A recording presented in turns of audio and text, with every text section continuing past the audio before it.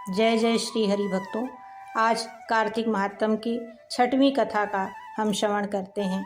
नारद जी बोले, जब 2 घड़ी रात बाकी रहे तब तुलसी की मृतिका, वस्त्र और कलश लेकर जलाशय पर जाएं। कार्तिक में जहाँ कहीं भी प्रत्येक जलाशय के जल में स्नान करना चाहिए। गर्म जल की अपेक्षा ठंडे जल में स्नान करने से 10 गुना पुण्य प्राप्त होता है। उससे 100 गुना पुण्य बाहरी कुएं के जल से स्नान करने से प्राप्त होता है। उससे अधिक पुण्य बावड़ी में और उससे भी अधिक पुण्य पोखर में स्नान करने से होता है।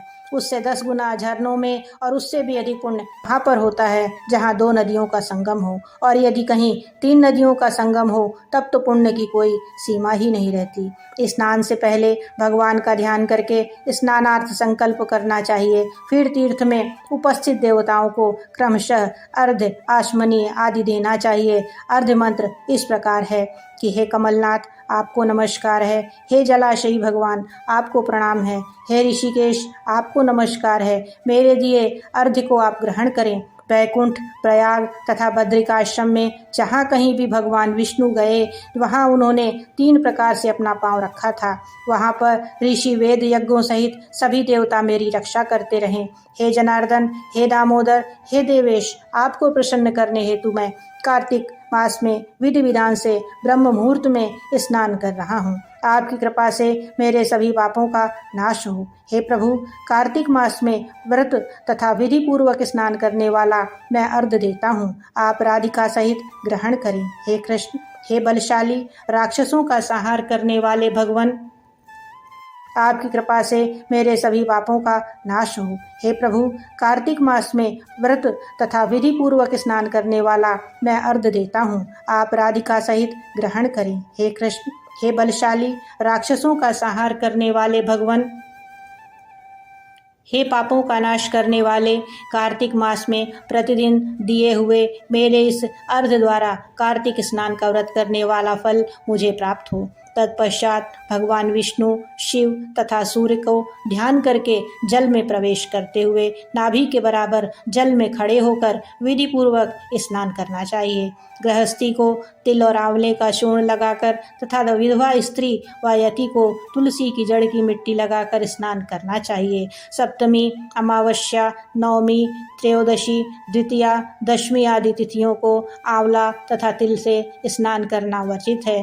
स्नान करते हुए निम्न शब्दों का उच्चारण करना चाहिए। जिस भक्ति भाव से भगवान ने देवताओं के कार्य के लिए 3 प्रकार का रूप धारण किया था, वही पापों का नाश करने वाले भगवान विष्णु अपनी कृपा से मुझे पवित्र बनाएं। जो मनुष्य भगवान विष्णु की आज्ञा से कार्तिक व्रत करता है उसकी इंद्रादि सभी देवता रक्षा करते हैं, इसलिए वह मुझको पवित्र करें। बीजों, रहस्यों तथा यज्ञों सहित वेदों के मंत्र, कश्यप आदि ऋषि, इंद्र आदि देवता मुझे पवित्र करें। अदिति आदि सभी नारियां, यज्ञ, सिद्ध, सर्प और समस्त औषधियां व तीनों लोकों के पहाड़ मुझे पवित्र करें।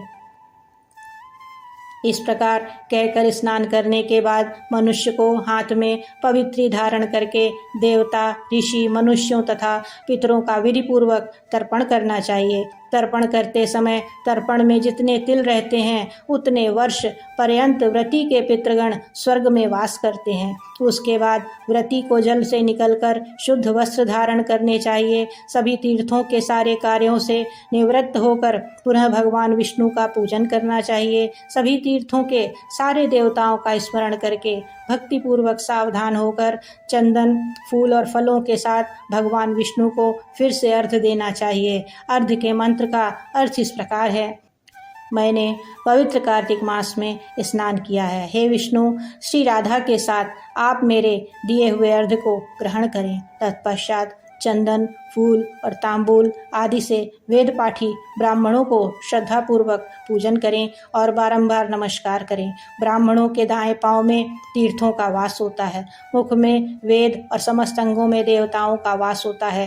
अपने कल्याण की इच्छा रखने वाले मनुष्य को इनका ना तो अपमान करना चाहिए और ना ही इनका विरोध करना चाहिए। फिर एकाग्रचित होकर भगवान विष्णु की प्रिय तुलसी जी की पूजा करनी चाहिए। उनकी परिक्रमा करके उनको प्रणाम करना चाहिए।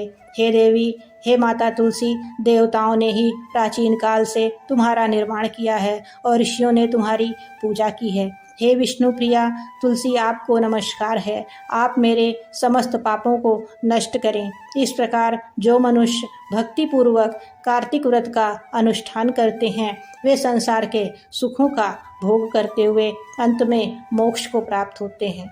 जय जय श्री राधा माधव। कल अध्याय 7 के साथ हम पुनः कार्तिक कथा का श्रवण करेंगे।